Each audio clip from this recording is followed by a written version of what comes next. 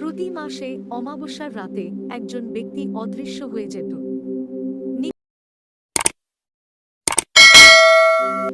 অ্যাশগ্রোভের প্রত্যন্ত গ্রামে রাতগুলি বিশ্বের অন্য যে কোনো জায়গার চেয়ে অন্ধকার ছিল।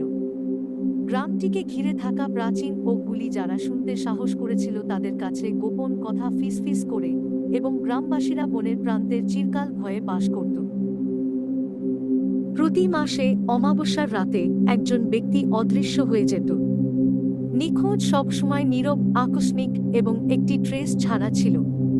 কেউ চিৎকার শুনতে পায়নি, কেউ মৃতদেহ খুঁজে পায়নি, শুধু একটি খালি বিছানা বা একটি চেয়ার এখনো গরম যেখানে কেউ বসেছিল। প্রবীণরা একটি পুরানো অভিশাপের কথা বলেছিলেন, পূর্বপুরুষদের পাপের জন্য একটি শাস্তি যারা বনের আত্মাকে একবার রাগান্বিত করেছিল। কিন্তু কেউ জানত না কি হয়েছিল বা কিভাবে এটি বন্ধ করা যায়। গ্রামের একমাত্র প্রতিরক্ষা ছিল তাদের বাড়িতে আটকে থাকা, দরজা জানালা আটকানো, রাতের জন্য প্রার্থনা করা যাতে ক্ষতি ছাড়াই কেটে যায়। এক দুর্ভাগ্যজনক সন্ধ্যায় ইলানা নামে এক যুবতী, যার বাবা মা কয়েক বছর আগে নিখোঁজ হয়েছিলেন, সিদ্ধান্ত নিয়েছিলেন যে তিনি আর ভয়ে বাঁচতে পারবেন না। তিনি ছায়ার মধ্যে লুকিয়ে থাকা যাই হোক না কেন মোকাবেলা করতে দৃঢ়প্রতিজ্ঞ ছিলেন।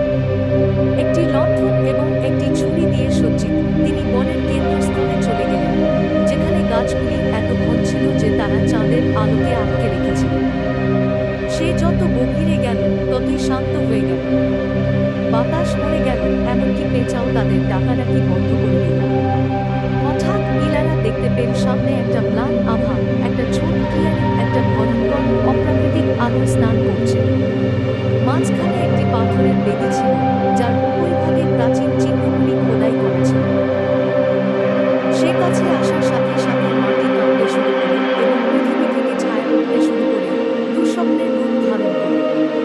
ইলানার লণ্ঠন জলে উঠল এবং মারা গেল, তাকে অন্ধকারে একা রেখে। শেষ কথাটি সে জড়িয়ে পড়ার আগে শুনেছিল একটা ফিস, আমাদের সাথে যোগ দাও। পরের দিন সকালে গ্রামটি জেগে উঠল। ইলানার বাড়ি খালি, তার লণ্ঠনটি জঙ্গলের